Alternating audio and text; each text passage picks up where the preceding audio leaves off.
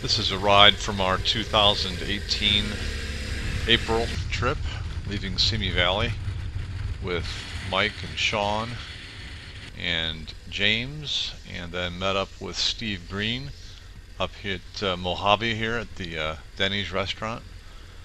We had not ridden with Steve before, but he brought his Africa Twin, and we had a great time.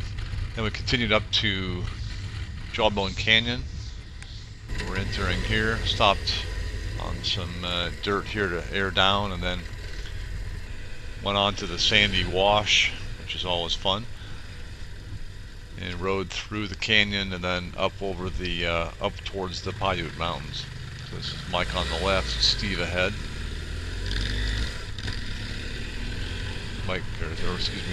Steve getting a little bit squirrely there as he took off, but pretty fun in this deep sand. Once you know how to do it. There was a time where I would have been petrified, but now it's pretty fun. So through the wash, and then we went up the ridge trail up to where the wind turbines are north of Mojave. You can see one here without a blade on it. And then down the back side, and then the Piute Mountains are in the distance. Really nice and green. This is still springtime, and the rain's fallen, but hasn't dried out yet. Some water crossings here we saw a little bit. The trail was okay. It had a lot of sand on it, and in spots had a lot of rutting like this. You see the water had come down, it had been plowed over, but still pretty loose stuff, and made for some interesting hill climbs here and watching out for ruts. Got pretty slippery on top of this hard pan with the sand on top. Steve actually went down here as he tried to cross a rut. I ended up getting stuck in there as I didn't use the right technique to pull the wheel up.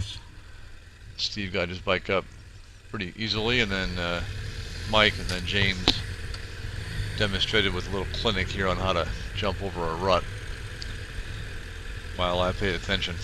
So next up, I turned this corner and got a little throttle happy, got the back end loose, came back around, and right as I came around to correct it, the front tire went in a rut and I lost it, so I had to pick the bike up. Had to get used to riding the big bike again after riding dirt bikes the time before this. Can't put quite as much power down. So there's Steve again in his decked out Africa Twin. Here's still some fire roads. We're making our way up to the gold mine on this trail, and open up a little barrier here. This is on the way to the mine. Fairly high-speed roads, just pine cones and rocks and sawdust. Pretty flat, easy to ride on. Until we got to this, a massive dead tree. Fortunately, with some pretty dry branches, so we were able to just kick it aside and break branches off to make our way through. I think we were the first ones through here at all. It did pretty fresh look to it. Obviously no traffic had been underneath it, so we cleared a little spot. I had to come through here twice on the way up and had to return this same way. It's a little tight for tall guys, but really no problem getting through that. And see, here's Steve, Mike behind him, and then James at the rear. So we then made our way up to the mine. This is the access trail to the mine up the tailings pile. You can see tailings on the right. This is an old quartz and gold mine that we've been to several times. It's kind of fun just to climb up in here and take a look. We really didn't go into the mine much at all, just into the mouth. We walked in briefly, but no riding in this one. It's pretty swampy. And then came back down and explored some more of the back roads. There's an old cabin down at the bottom of this hill. Another tree was down on the left, so we had to go around. See the tree there. Mike discovered it too late and had to come up over the berm, but no problem. And stop for a few more photos. And then made our way back up to the top of the ridge again, and started to get into some of the ridge roads up south of Lake Isabella. So we're up at pretty high altitude here, maybe 6,000 feet, maybe higher. Off to the right would be Lake Isabella, And off on the far distance is Mount Whitney. Quite a ways off here, but just a beautiful day. Photo ops here. On the way down, you can see the rock formations. Come around this corner, and there's a couple guys, 3 guys on dirt bikes. They were right in the middle of the trail for the guys in front of me. They were off to the side here, so no problem. But for the 2 guys in front of me, here they are. They got a big surprise around the curve. So always have to remember that there's quite possibly going to be another motorcycle around whatever curve you're going around. So then down a really nice view here, down towards the pavement, and then making our way back to Lake Isabella to pick up some gas, and then for phase 2 of the ride, which was back up into the Greenhorn Mountains. We continued down, got gas, and then went back past the lake, and then back up Sawmill Road. You can still see the lake on the left here, but it's kind of a fun sort of 1-lane road with a bit of sand on it that winds its way back up into the Greenhorns. Love the rock formations in this area. This is the same area where Mike and I had been a couple weeks in a row doing dirt bike riding in this same region on some of these same trails. We didn't do all the single tracks. Some of them were more challenging, but these big bikes can handle these pretty well. Got good traction, a little bit damp soil, which helps, and then plenty of room. These trails are wide enough; they're more like an ATV trail, but with still some good features and good corners. And it's amazing what these big bikes can do when you trust the bike and put power down and handle it. It's pretty fun.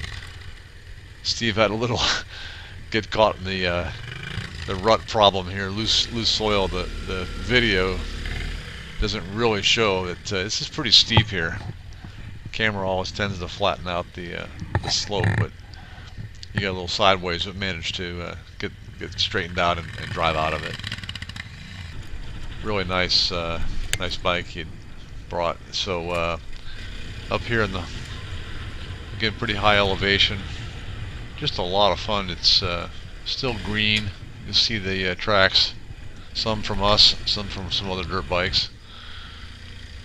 A little bit of wetness sometimes around these corners like this one.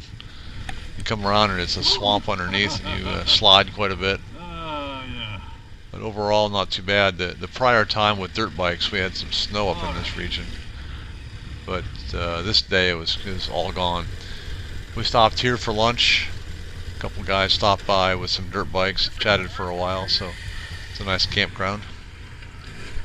And continued on into the Evans Flat area.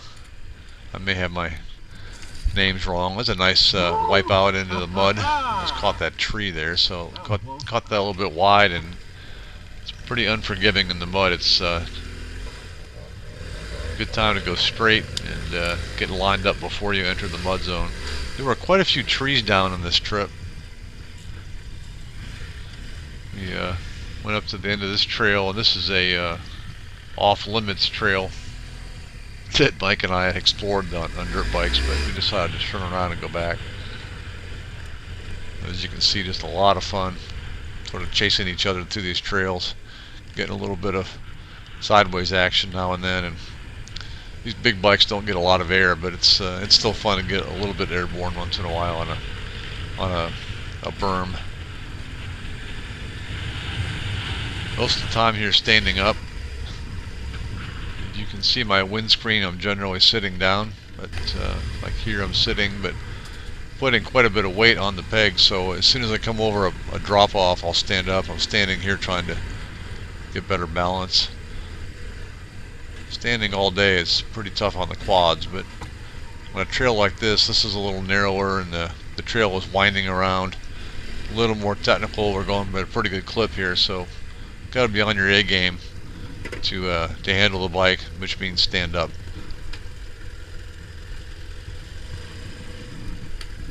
Yet another tree down.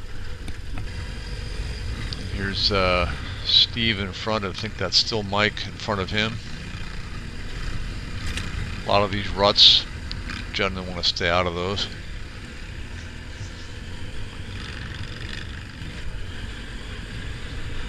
Just a blast. I think we drove 330 or 360 miles or something this day. The tail end of it's a couple hours of highway, but most of it here on dirt. See the downhill section, a little bit challenging. Made for a pretty good day. We typically pack a lunch and a backpack so we don't have to stop. And we're coming back down out of the Greenhorn, so now we're heading back down towards the direction of Bakersfield, because we picked up quite a bit of altitude. So a long fire road back down to the pavement, and then we switch over to pump up our tires a bit, and we get gas in Bakersfield. There's Steve and Sean and Mike, and then we're heading back down the foothills of the Greenhorns back into Bakersfield. This is a really nice green area, nice curvy roads, before we get into the less interesting part of Bakersfield down in the valley. And the last stretch of this is on I-5 up the Grapevine Highway, and not that exciting, but it's about an hour and a half to 2 hours from home to get to this location in the foothills. So it's pretty accessible for a day ride. Really nice, very nice scenery, great fun with the guys. Great to meet Steve for the first time, and always fun.